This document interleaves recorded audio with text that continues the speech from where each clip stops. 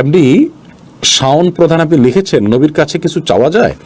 নবীর কাছে কোনো কিছু চাওয়া যায় না, অর্থাৎ অলৌকিক কোনো কিছু চাওয়া যায় না। নবী বেঁচে ছিলেন, আপনি তার কাছে সহায়তা চেয়েছেন, কোনো কিছু জানতে চেয়েছেন, জ্ঞান চেয়েছেন, লৌকিক সহায়তা যেটাকে বলে সেটা তো জায়েজ আছে, এটা অন্য দশজনের কাছে এরকম জায়েজ আছে, নবীর কাছেও চাওয়া জায়েজ আছে। কিন্তু নবী সাল্লাল্লাহু আলাইহি সাল্লাম বা নবীগণ দুনিয়া থেকে চলে গেছেন, এখন আপনি অলৌকিকভাবে তারা আপনাকে কিছু দিবেন সে আশা থেকে তাদের কাছে প্রার্থনা করছেন, এটি জায়েজ নয়, এটি শিরকে পর্যবসিত হতে পারে।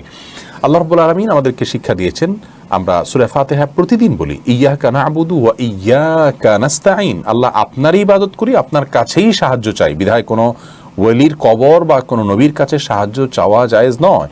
নবী করিম সাল্লাল্লাহু আলাইহি ওয়াসাল্লাম তার একজন প্রিয় সাহাবীকে শিক্ষা দিয়েছেন, ইযা সাআলতা ফাসআলিল্লাহ ওয়া ইযা ইসতাআনতা ফাসতাঈন বিল্লাহ, তুমি যখন কিছু চাইবে তখন আল্লাহর কাছে চাইবে, আর যখন তুমি কোনো আশ্রয় চাইবে, কোনো সাহায্য কামনা করবে, তখন সে সাহায্য কামনাটা শুধুমাত্র আল্লাহর কাছে করবে। বিধায় অলৌকিক সহযোগিতা আল্লাহ ছাড়া কেউ করতে পারেন না, এমনকি কোনো নবী রাসূলও নন। আমাদের অনেক মুসলিম ভাই বোন এই সমস্ত জায়গায় এসে তাদের পদস্খলন হয়ে যায়।